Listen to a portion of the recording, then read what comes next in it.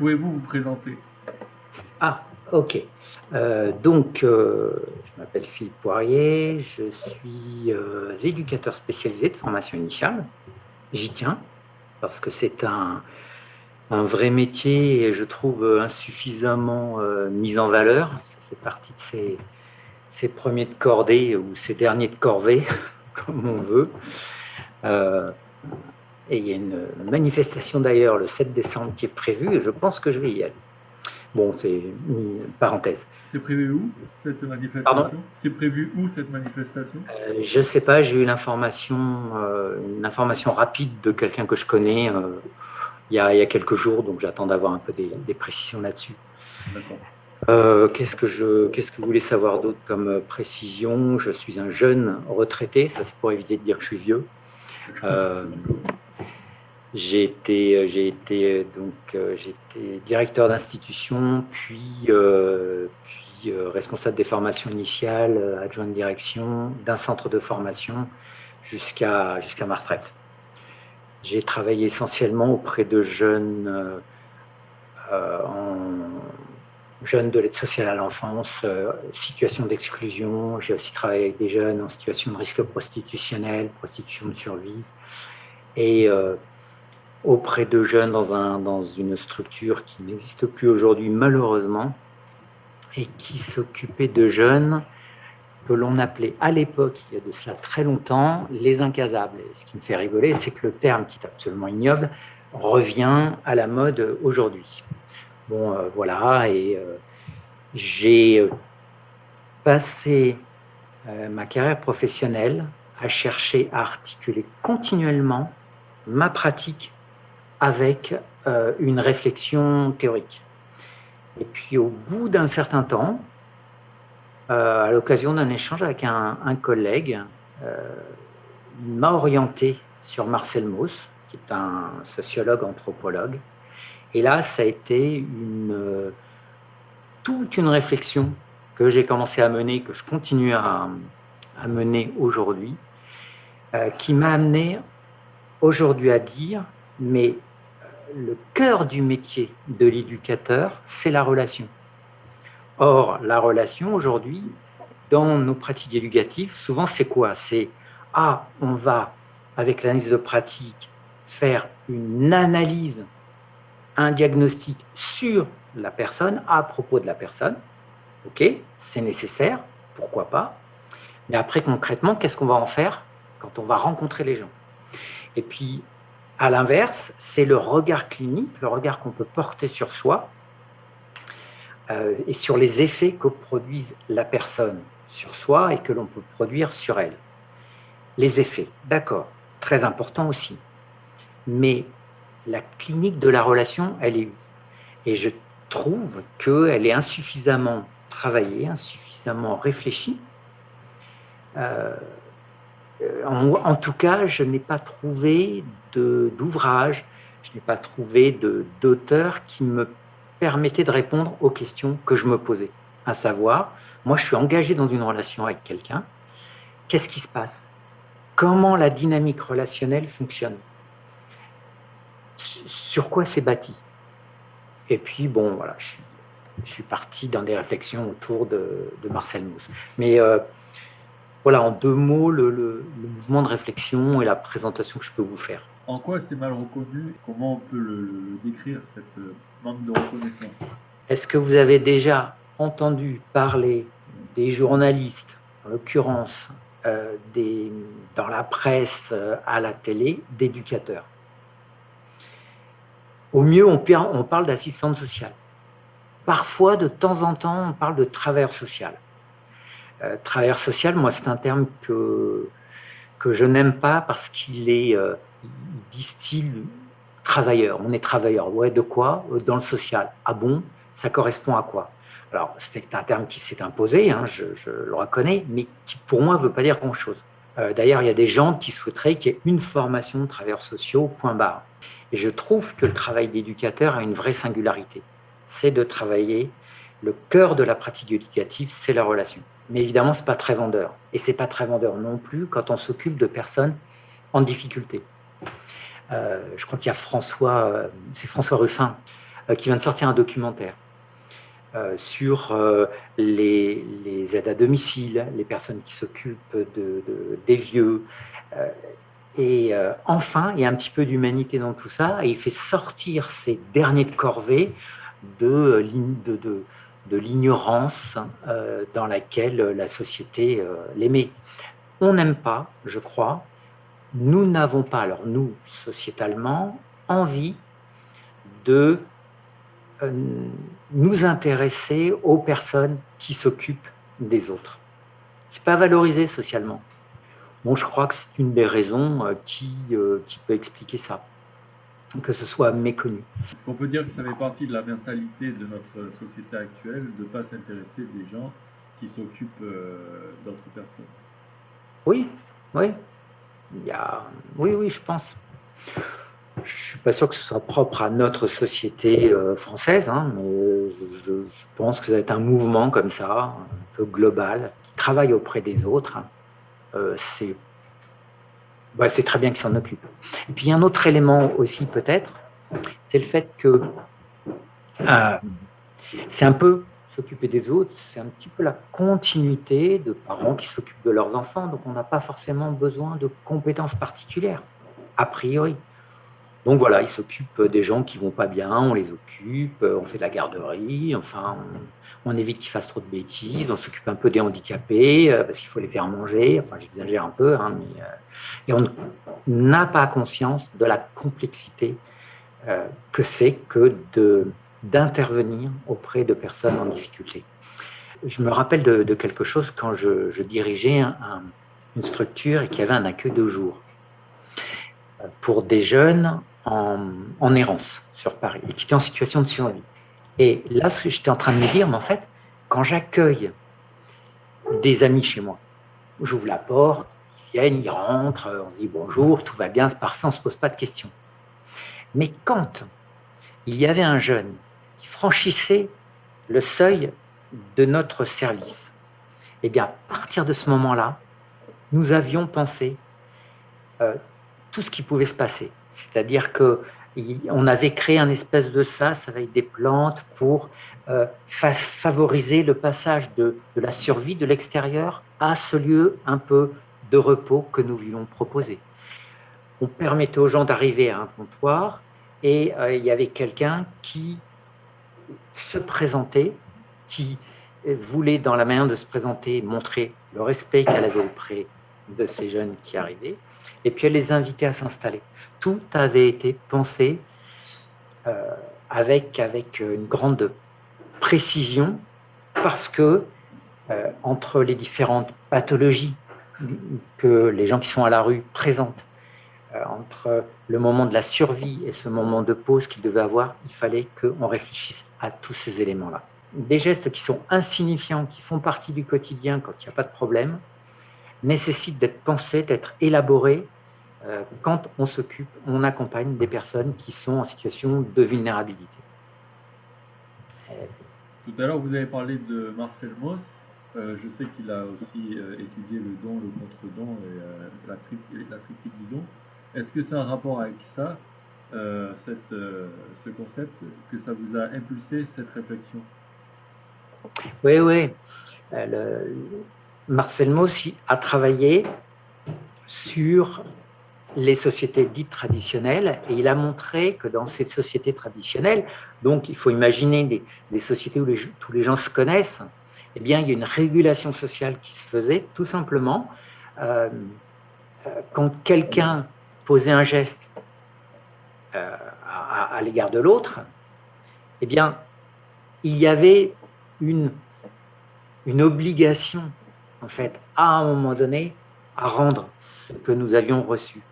Et la régulation sociale se faisait comme ça, par ce mouvement de donner, recevoir, rendre, qui permettait donc de réguler les relations entre les gens. Alors, il a parlé de fait social total. Et puis, il a développé, il est allé, alors c'est pas lui qui est allé, mais en tout cas, il a repris des textes, et dans l'analyse des textes d'anthropologues, il a fait ressortir quelques éléments que moi je trouve essentiels, qui sont le commerce Kula. Alors, je crois qu'on m'a dit de dire Kula. Je ne sais plus Oui, exactement. c'est Il faut ça. que je... Ouais, Kula. Kula. Ouais, mais le U, je crois, c'est dit ou, il Oui, me oui, c'est ça. semble. Commerce Kula, le O, HAU, et puis évidemment ce fameux don contre don. On réduit souvent Marcel Mauss à, quand je parle Marcel Mauss, c'est ah oui, don et contre don. Et puis Oui, il les n'y a gens pas que passent. ça. Ouais. Ils n'ont pas intégré du tout de quoi il s'agissait. Cette visée qui est toujours de me dire, mais comment fonctionne une relation? Je me suis dit, mais ce qui marche pour des relations sociales doit pouvoir certainement fonctionner dans les relations entre les gens. Et donc voilà, c'était le point de départ de ma réflexion. Aujourd'hui, et enfin voilà, et partant de là, j'ai repris tous les travaux de Mauss, je les ai croisés avec des notions de psychologie sociale, je les ai croisés avec mon expérience éducative, avec ce que j'appelle la clinique éducative, cette capacité à se pencher sur les personnes, mais pour aller chercher leurs ressources, essayer de voir comment, dans une relation, on pouvait les mobiliser. Et puis, tout ça, ça m'a amené à élaborer un modèle et une grille de lecture des relations à partir de 3 schémas, de essentiel et puis un troisième. Le premier schéma et l'origine de cette réflexion, en fait, c'est dans mon 3e ouvrage qui s'appelle Le moment éducatif. Mais après l'avoir rédigé, je me suis dit, mais je ne suis pas allé au bout de cette réflexion. Et c'est à travers des articles, dans les deux articles dans les cahiers de l'actif, et puis essentiellement, voilà, notamment relationnalité fin de vie, dans laquelle je présente ce que j'appelle l'être ensemble et son double opposé. Et puis, je fais un certain nombre aujourd'hui de vidéos de 3 minutes. Là, j'en suis à, je sais pas, 35, 36 vidéos de 3 minutes où j'ai repris tout ce cheminement, toute cette réflexion autour de Marcel Mauss. Et c'est là aussi où j'ai pris le temps, dans des petites vidéos de 3 minutes, de présenter l'être ensemble, de présenter son double opposé, de présenter également un 3e schéma que j'appelle l'indifférence, et de les étayer avec des exemples. Peut-être que partant de là, ensuite, je vais essayer de remettre tout ça en forme pour peut-être proposer un nouvel ouvrage. Je sais pas, je verrai. Mais je me suis dit que les gens ne lisent pas beaucoup, pas suffisamment, et puis c'est une autre manière de s'y prendre. J'ai choisi de faire des vidéos pour l'instant plutôt qu'un ouvrage. Bon, je fais également de temps en temps quelques articles, mais Vous avez une chaîne voilà. YouTube où on peut voir vos vidéos ou un site? Oui, j'ai un site qui s'appelle donpoirier.fr, 3W, hein, donpoirier.fr.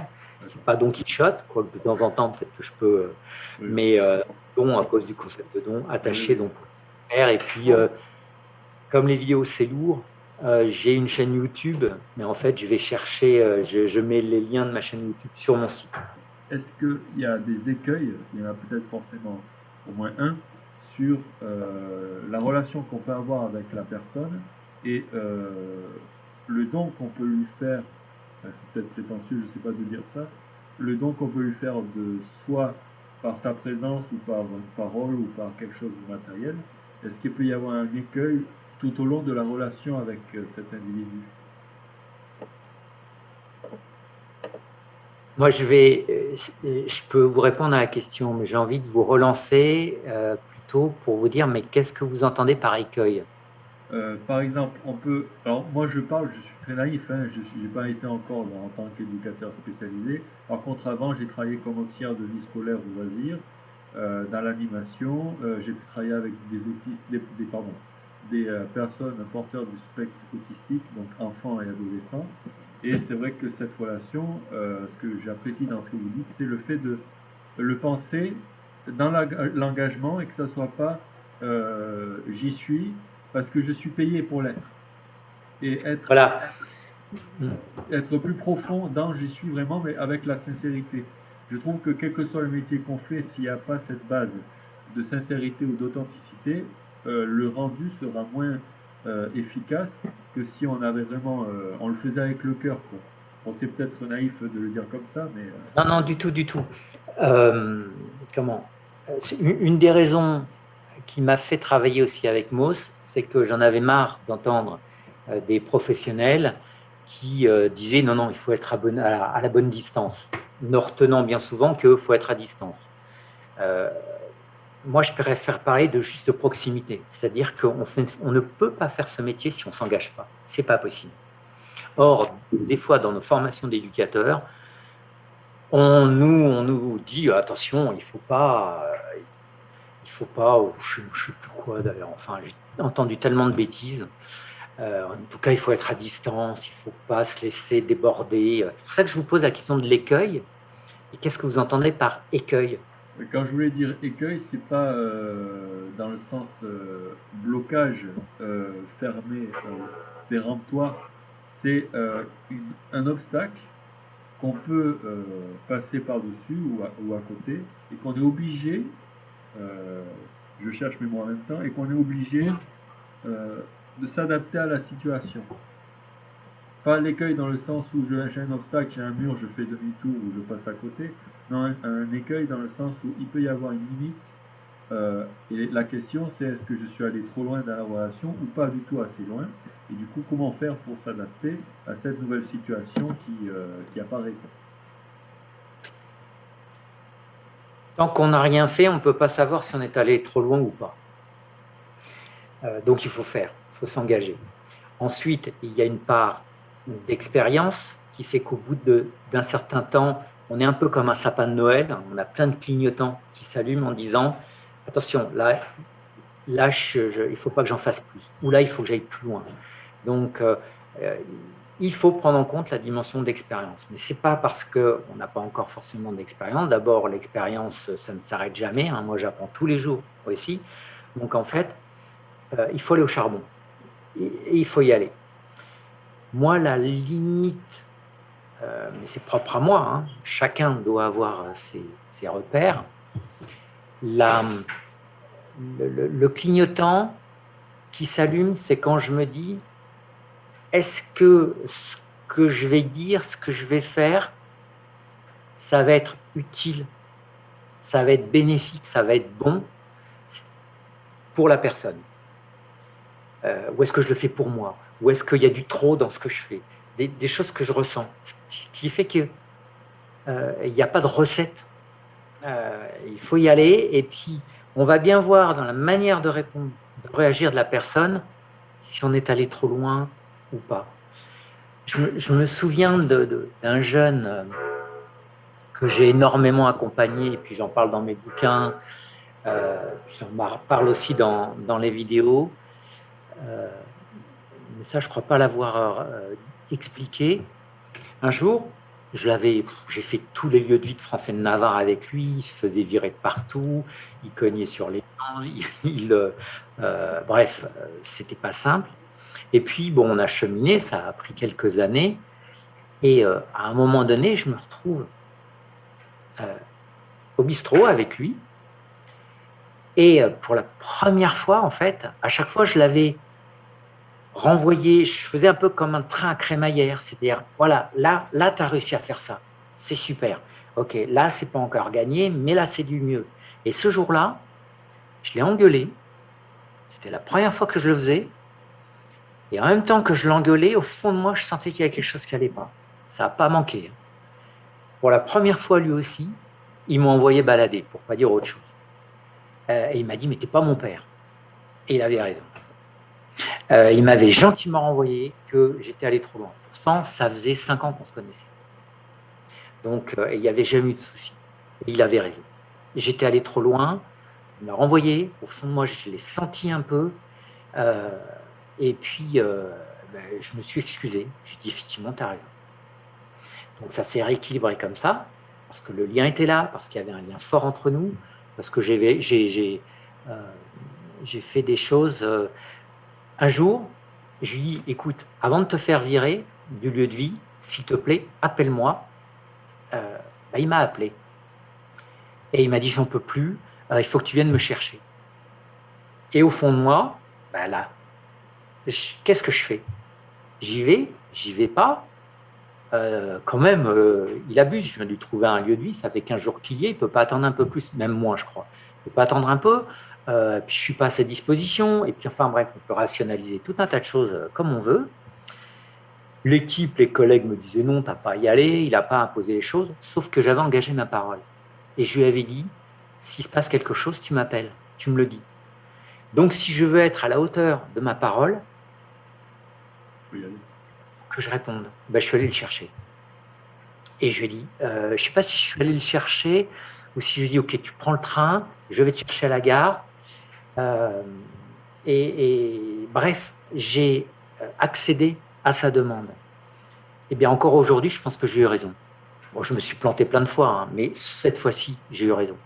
Alors, pour d'autres, ça aurait été un écueil. Pour d'autres, je suis allé trop loin. Pour d'autres, je faisais pas mon boulot, j'étais trop engagé, etc. Je pense que j'étais dans un registre où je lui ai permis de me faire une demande. Et c'est extrêmement important de pouvoir faire une demande. Ça veut dire qu'il anticipait là. D'abord, je lui avais donné ma parole et il l'a mise à l'épreuve, ma parole. Et moi, il fallait que je me dise, est-ce que cette parole, elle est pertinente ou pas? Comment j'y réponds? Est-ce que c'est une vraie demande, en fait? J'ai répondu. Et on était vraiment dans le donner-recevoir. J'ai assumé ma responsabilité. J'y suis allé. Et ça a nourri complètement la relation qu'on a eue. Alors, je ne sais pas si je réponds à vos questions autour de la question de l'écueil, qui est une... Ah non, mais tout est enrichissant. Moi, ça, c'est super. Hein, j'ai Il d'autres. faut... Oui. Ouais.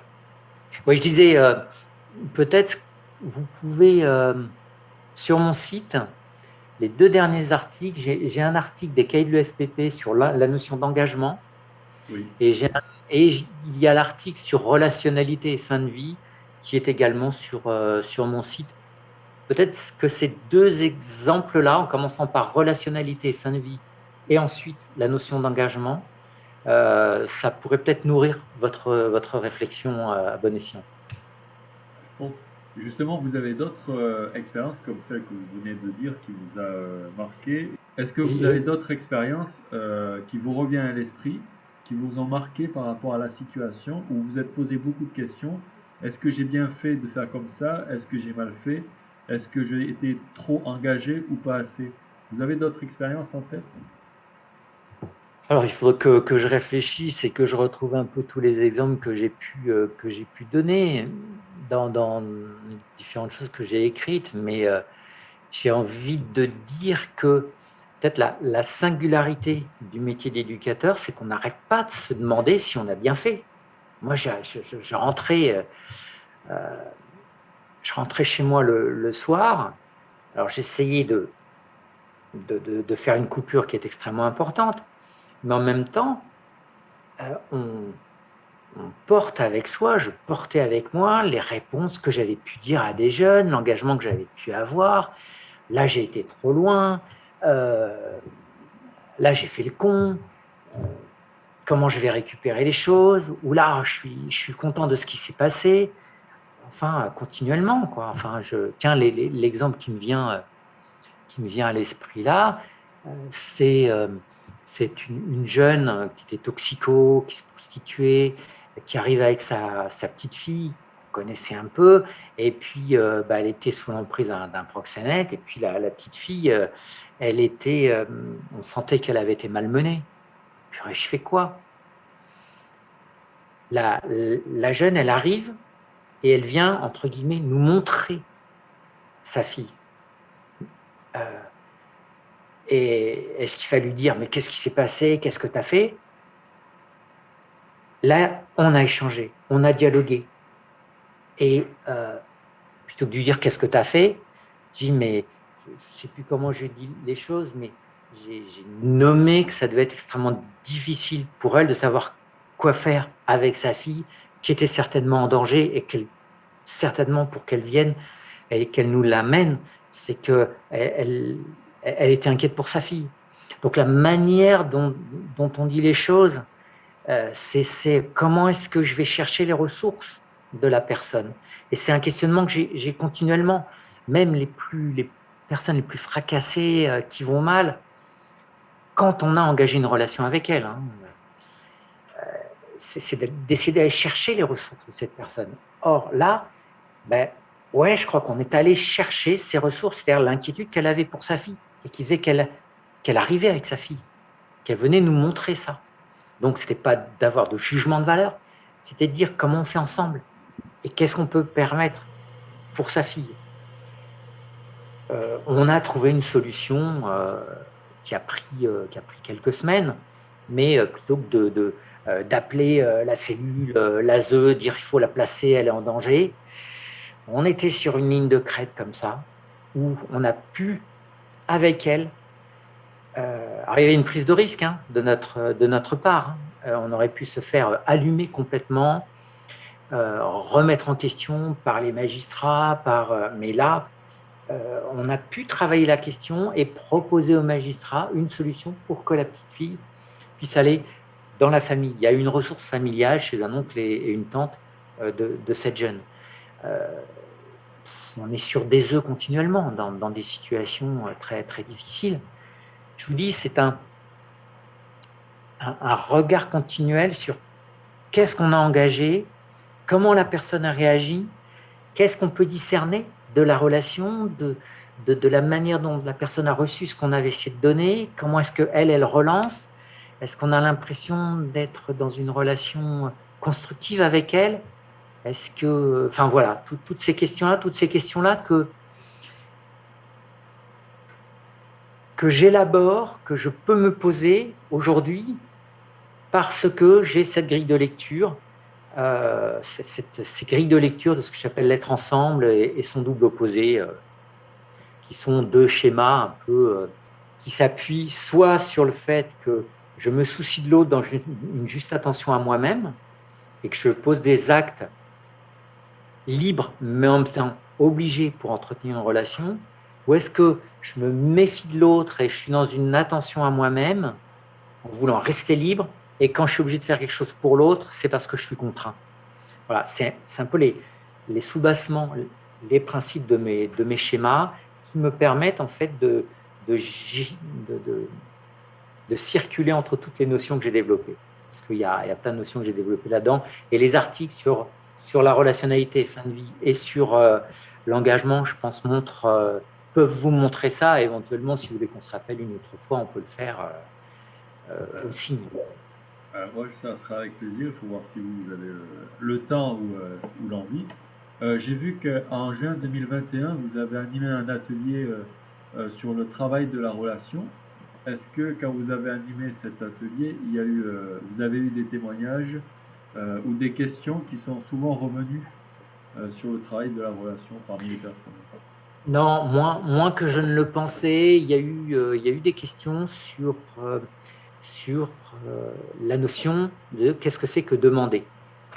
Et quand la personne m'a posé cette question, je lui dis mais pourquoi vous me posez cette question? Parce que Alain Caillé et puis une autre personne ont écrit un ouvrage qui s'appelle La révolution du don, où en fait je me suis rendu compte qu'eux aussi avaient fait un schéma, sauf qu'il est un petit peu différent des miens, et eux ont mis donner, recevoir, demander, rendre, ou donner, demander, recevoir, rendre, quelque chose comme ça.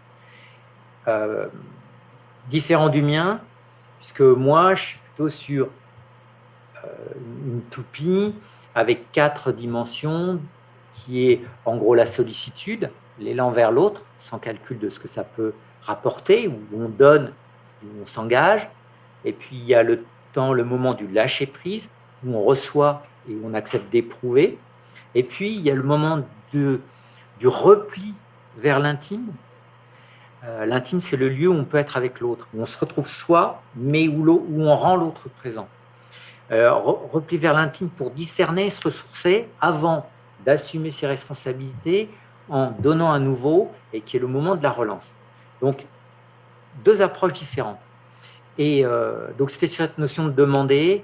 Et les prochaines vidéos que je vais faire, là, lundi, je vais justement mettre en ligne une vidéo, la vidéo qui reprend la présentation que j'ai faite de l'atelier au colloque du mois de juin.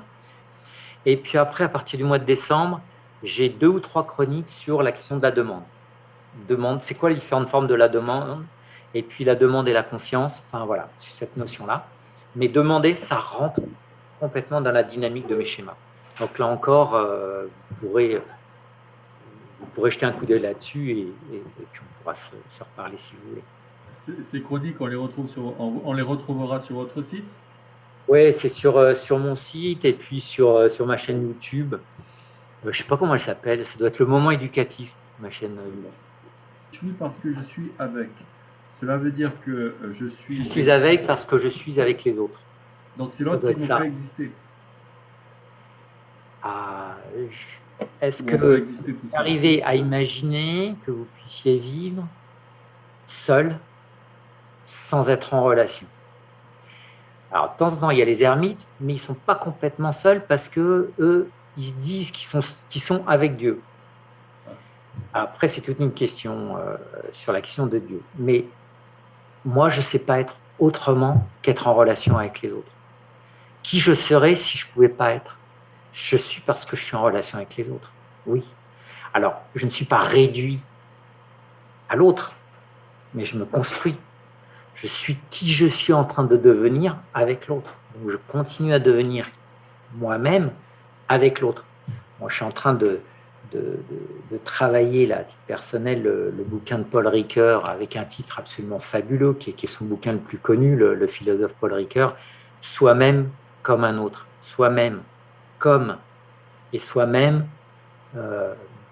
comme un autre, c'est-à-dire dans les 2 dimensions de comme, en tant qu'autre et avec l'autre, et en comparaison avec l'autre. Bon, enfin voilà, bref, je ne sais pas être autrement je ne saurais pas être autrement qu'avec l'autre. Au commencement est la relation. Quand on est, il y a quelque chose d'une symbiose, je crois que je l'ai écrit quelque part, d'une fusion sans confusion entre l'enfant qui est une boule d'émotions, qui reçoit tout, et les parents, quoi, et la mère, mais le père aussi. Enfin, voilà, oui. Je pense que la relation, c'est quand même au cœur de qui nous sommes. Et j'adore, je fais une parenthèse, j'adore ce que vous dites parce que ça fait écho au niveau philosophique et au niveau poétique en fait.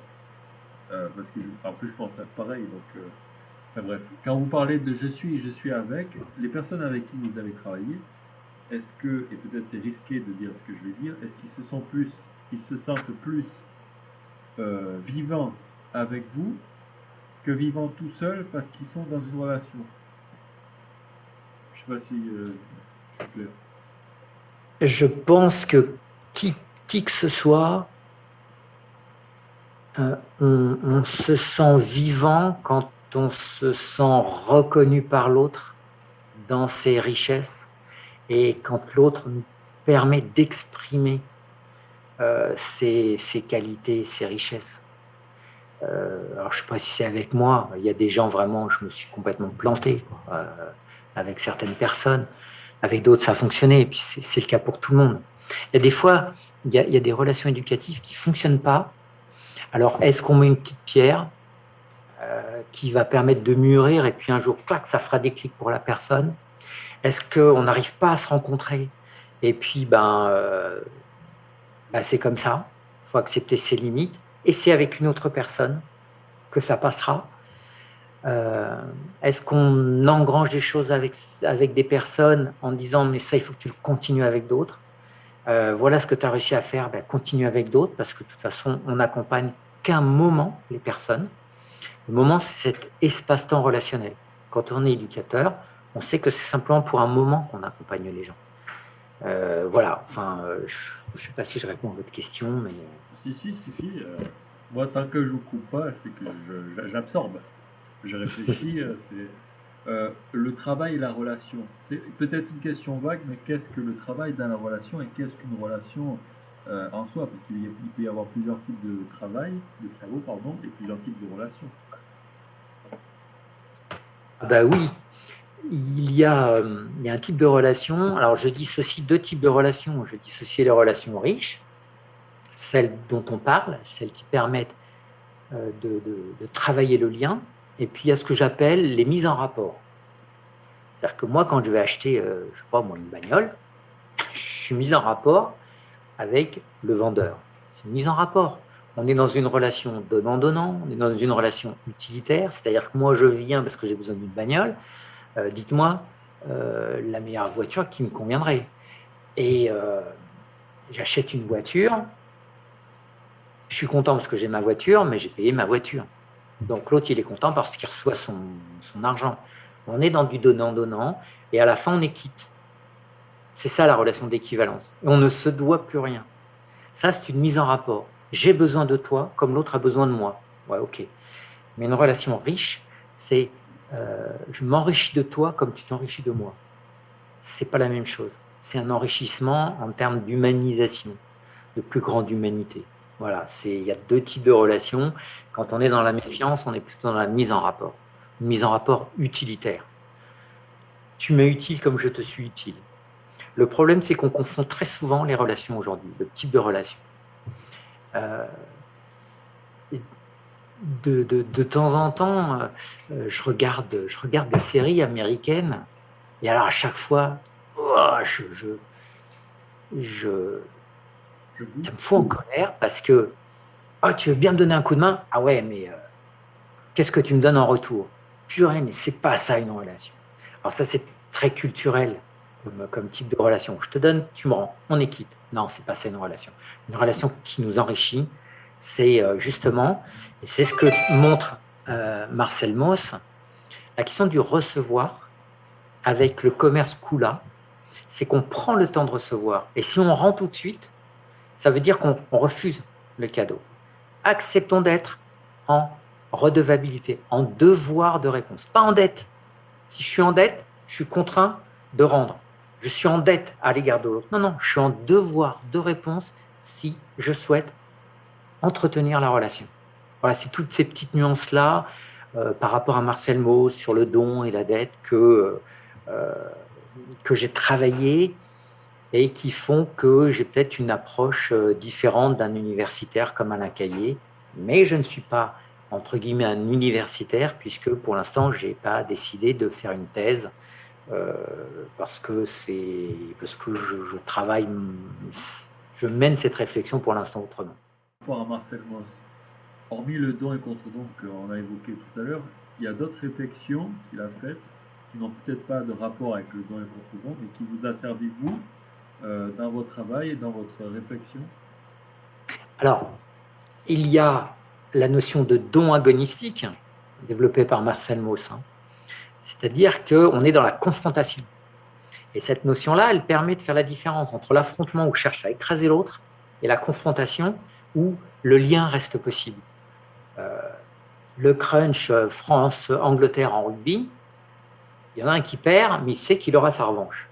C'est un peu ça le don agonistique, c'est la rivalité. Donc, c'est pas le don naïf, simplement dans le partage et être tout béné. Non, non, non, on peut être dans la confrontation. Et moi, j'aime bien ça, notamment dans une relation éducative ou dans une relation tout simplement avec des amis. On peut y aller, on peut se confronter parce qu'on sait que ce qui importe, c'est que le lien perdure. C'est pas pareil que la confrontation où je cherche à écraser l'autre, terminé. Et cette distinction, elle est super importante parce qu'elle permet de se rendre compte qu'être en conflit, en confrontation, c'est pas grave. C'est pas grave quand on accepte en retour les arguments de l'autre et que les arguments, on les reçoit, on prend le temps de les recevoir pour les maturer, pour discerner et pour essayer ensuite de relancer le dialogue. Donc, la question du don et du don agonistique m'a permis de travailler la question du dialogue. Comme le commerce Kula, où il faut prendre le temps de recevoir. Ou comme le haut, qui est l'âme de celui qui donne, qui est présente dans, alors Marcel Mauss parle d'objets, dans une relation, on n'a pas forcément besoin de partager, de donner, de rendre des objets. On échange, on dialogue, ce sont des gestes qui énoncent le lien. des gestes qu'on pose, des paroles, ça peut être des objets, c'est des actes que l'on pose et qui nourrissent le lien à l'autre. Et il faut prendre le temps de recevoir le lien qu'on a reçu pour le faire fructifier et relancer la relation. Voilà, pour moi, c'est tout ça que m'a permis de travailler Marcel Mauss, en complétant avec des notions comme pour pouvoir poser ça, je me suis dit, mais il y a de la psychologie sociale, c'est-à-dire qu'on est en interaction. Ben oui, en interaction. Et l'interaction, qui sur le moment, elle propage du lien. Donc voilà, interaction, lien, geste posé, dynamique relationnel, on relance et on fait vivre cette relation. Voilà, c'est aussi simple, entre guillemets, que ça. Je réinvente le fil à couper le beurre, hein. Mais comme personne parle de ce qui permet de faire vivre la relation, j'essaie de le montrer parce que, et je reviens à ce que je disais au tout début, quand on est des professionnels, on a besoin de savoir ce qu'on fait, où on va et comment on le fait. Et ces grilles de lecture que j'ai avec l'être ensemble, son double opposé et la toupie de l'indifférence me permettent, en gros, de savoir où je vais ou en tout cas de porter un regard sur mais mince, moi je pensais que j'étais en train de m'engager là, mais non, je me préservais. Je crois que c'est ce que j'explique dans l'article sur relationnalité et fin de vie avec un père de famille. Où, voilà. Justement, j'allais vous en parler. La relationnalité dans l'accompagnement de fin de vie. J'ai jamais, moi, accompagné des personnes en fin de vie, sauf mon grand-oncle, mais il était sur le lit d'hôpital. Je lui ai parlé alors il ne pouvait pas répondre ou autre. Je ne sais pas si je peux en parler comme expérience, mais qu'est-ce que vous, comment se décrit cette relationnalité dans l'accompagnement de fin de vie, justement? Comment elle se décrit, comment la relationnalité, c'est un gros mot, hein, mais c'est tout simplement pour dire, la relationnalité, je la caractérise comme l'art de faire vivre l'être ensemble. C'est-à-dire, l'être ensemble, c'est tout le modèle. Et l'art de faire vivre, c'est là où j'amène aussi la clinique, j'amène la question de la sensibilité. Alors là, c'est pareil, la sensibilité, j'ai préparé des chroniques que j'ai écrites sur comment on va de l'émotion aux affects à la sensibilité et comment on travaille notre sensibilité quand on est dans une relation éducative. Donc, ça, c'est à venir dans quelques mois. Donc, la relationnalité, c'est rien d'autre que cette capacité à porter un regard sur ce que je vis, sur ce que je vis avec l'autre et sur ce que nous vivons ensemble, et sur cette dynamique que nous partageons pour savoir un petit peu où je me situe, où l'autre se situe et comment ensemble on fait un petit bout de chemin qui puisse être constructif, c'est-à-dire permettre à la personne de mobiliser ses ressources pour pouvoir les exploiter, les exprimer au mieux et puis s'épanouir, se libérer, être moins vulnérable et accepter ce que j'appelle sa fragilité. Alors, c'est des gros mots, mais la fragilité, c'est de reconnaître que j'ai besoin de l'autre pour vivre comme l'autre a besoin de moi pour vivre et que c'est ensemble qu'on avance. On n'avance jamais seul, on avance avec l'autre. Et c'est ça qui est sympa, c'est ça qui fait la vie, quoi. Vous avez dit, j'ai senti que cette relation éducative, est-ce qu'on peut la faire? Je vais essayer de reformuler la question. Est-ce qu'on peut avoir une relation éducative si on n'écoute pas son intuition, ou au contraire, est-ce qu'on peut avoir une meilleure relation éducative si on est conscient de son intuition et de sa propre sensibilité? Je pense que l'éducateur doit apprendre à... Je parlais de sapin de Noël et de petits clignotants qui s'allument. Je crois que c'est ça. L'intuition, c'est on perçoit on perçoit des choses, on fait des associations intuitivement, c'est-à-dire que notre cerveau fonctionne et fait des liens par des micro-signes, par des micro-gestes de l'autre, par ce que je ressens au fond de moi, par les effets que l'autre produit sur moi, par ce que je peux repérer de ce que je produis comme effet sur l'autre, par la remarque qu'il vient de me faire après celle que je viens de lui faire, par un lien que je fais avec quelque chose qu'on s'est dit quelque temps auparavant. C'est tout ça, l'intuition. Ça se construit avec des micro-choses comme ça, des micro-observations. On perçoit Et après, on le met en perspective par rapport à ce que l'on perçoit, d'où on en est dans la relation, et c'est là où la grille de lecture est importante, et où on a envie d'aller. C'est ça le sens. Le sens, c'est percevoir, c'est mettre une signification, et c'est donner une direction. Donc, c'est ce travail de sens que l'éducateur apprend à faire de plus en plus. Et de mieux en mieux, j'en sais rien, mais de plus en plus, il y a une espèce de réflexe. Son professionnalisme vient de la manière dont il se nourrit, dont on se nourrit de toutes ses expériences personnelles, de ses lectures, de ses croisements théoriques, confrontés à sa pratique, à des gens qu'on rencontre et qui, petit à petit, nous font avancer. Et ce qui est intéressant quand on travaille en équipe, c'est que chacun a des sensibilités différentes, c'est-à-dire des manières d'apprendre le travail différentes, parce qu'on a des parcours différents, parce qu'on a des approches théoriques différentes. Et ce croisement fait que, par le croisement des subjectivités, on objectivise une démarche éducative. La confrontation des subjectivités crée de l'objectivité. Mais là, on irait sur la question de l'évaluation, qui est une autre question importante, où, en 2 mots, attention à ces personnes qui veulent essayer d'objectiver par des indicateurs objectifs le travail que l'on fait. Je pense que c'est par le croisement des subjectivités et d'indicateurs subjectifs apportés par chacun qu'on objectivise. Mais c'est une autre question, c'est celle de l'évaluation. Et justement, ça me fait penser à la neutralité et à l'objectivité dans cette relation et ce moment éducatif. Je pose peut-être une question naïve, hein, mais est-ce qu'on est neutre et objectif, et est-ce qu'il faut l'être? Parce que si on est engagé quelque part, on n'est plus neutre, on n'est plus objectif, et notre subjectivité et notre positionnement enrichit la relation. Je sais pas. Oui, c'est pour ça que le travail d'équipe est intéressant, est important. C'est que les collègues peuvent nous dire, attends, là, est-ce que tu vas pas trop loin là? Est-ce que ce que tu fais reste au service de la personne, ou est-ce qu'il y a du trop dans ce que tu fais? Donc, neutralité, je l'entends en tant que ce que je fais est au service de la personne. Et je n'amène pas et je fais en sorte que mon système de valeurs ne vienne pas parasiter ce qui est utile à la personne, ce qui serait bon pour la personne. On parlait de Dieu tout à l'heure, que je sois croyant, que je ne sois pas croyant, que je sois musulman, que je sois juif, que je sois chrétien, peu importe. J'ai une personne qui arrive et qui, je sais pas, qu'est-ce que...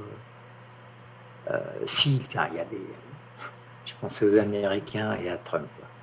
Il y a des gens qui disent « Non, moi je suis contre l'avortement ».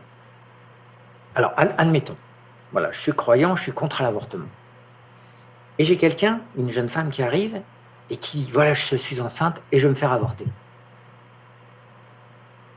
Est-ce que je vais lui dire « Ah non, c'est pas possible » ou est-ce que je vais partir d'elle, d'où elle en est, et croyant ou pas croyant, contre l'avortement ou pour l'avortement, parce que c'est la même chose pour ceux qui sont pour l'avortement, c'est dire non, la question elle n'est pas là.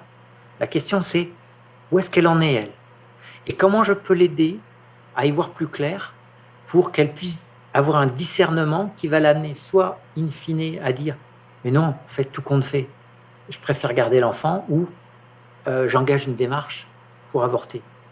Attention au jugement, attention à ne pas être débordé par ce que l'on pense soi. Il faut mettre ce que l'on est au service de la personne, c'est ça qui importe. La neutralité, je la situerai là. Peut-être je me trompe. En tout cas, je pense qu'il y a d'autres professionnels qui ont certainement d'autres positions que moi par rapport à la notion d'engagement. Il faut être à la bonne distance. Non, moi je suis dans une juste proximité, ce qui veut dire que je m'engage en essayant d'être le plus juste possible, c'est-à-dire le plus au service possible de la personne. Sur quel réseau on peut vous retrouver? Facebook, je sais pas, LinkedIn. On peut vous trouver où sur Internet? Euh, Eh bien, sur LinkedIn, oui, j'ai également Facebook sur lequel je pose simplement mes vidéos. Comme je n'ai pas les notifications, des fois, il y a des gens qui me mettent un message et puis je les vois un peu, Un peu. un peu trop tardivement. Maintenant, j'ai un petit peu plus de temps, donc je vais un peu plus régulièrement voir s'il y a des messages, des choses comme ça. LinkedIn, c'est par là qu'on s'est contacté. Fonctionne bien. Sur mon site, le problème, c'est les spams. Donc, en fait, je pense que vous avez dû m'envoyer une demande d'interview sur mon site, peut-être. Non, je ne sais pas Ah non, si j'ai c'était fait un. directement par LinkedIn. D'accord, J'ai bon, cherché c'était un partout et spam. puis d'accord. Ouais. Sur mon site, il y a un message et je dis attention avec les spams. Et j'ai coupé mon adresse mail pour que les gens puissent, à partir de mon courriel, directement sur leur messagerie, m'envoyer un message. Sinon, il y a la chaîne YouTube. D'accord. Mais voilà, Facebook, LinkedIn, mon site, la chaîne YouTube, normalement, on doit y arriver. Et qu'est-ce que vous pourrez conseiller pour celles et ceux qui veulent devenir éducateurs spécialisés? Qu'ils soient animés par l'envie d'être en lien avec les autres, qu'ils soient curieux de l'autre. Oui, curieux de l'autre. Curieux dans le sens envie de partager, de rencontrer, d'enrichir et de s'enrichir avec l'autre. Là, Et puis d'accepter, oui. d'accepter que euh, de ne pas être gratifié de résultats et de savoir que bah, parfois on a l'impression de rien avoir fait. Et c'est pour ça aussi que les schémas que je propose sont des schémas qu'on va retrouver dans les petits détails d'une relation. Et on ne sait pas les effets, on ne connaît pas les effets de enfin les effets qu'on produit dans notre accompagnement. Accompagner, c'est faire un bout de chemin avec l'autre. Qui est à même de dire que ça a fonctionné? Pas simple. Alors de savoir que, ben oui, les gens vont nous provoquer, parce qu'ils vont projeter sur nous leurs difficultés. On va avoir du mal à rentrer en relation avec eux. Alors, je connais moins les personnes autistes, les personnes en situation de handicap. Moi, j'ai travaillé surtout avec des jeunes de l'aide sociale à l'enfance et des jeunes adultes en situation d'exclusion. Donc, ils vont nous en faire baver, mais pas grave. Ce qui importe, c'est de dire, tiens, ok, comment je peux euh, comment je peux essayer d'aller chercher des petits leviers, de mettre des coins dans quelque chose pour pouvoir ouvrir une relation. Malheureusement, c'est tout bête. Et il faut accepter parfois de faire des tout petits bouts de chemin comme ça avec les personnes. Si on accepte ça, c'est un métier qui peut être merveilleux, à condition de chercher à le complexifier continuellement. Parce que c'est une relation, c'est complexe, et il faut accepter d'être dans ce mouvement-là. Partant de là, c'est un métier qui est superbe. Il y a un message personnel que vous voudrez laisser, rajouter? Je vous souhaite vraiment de, ouais, de découvrir la richesse de ce métier quand même.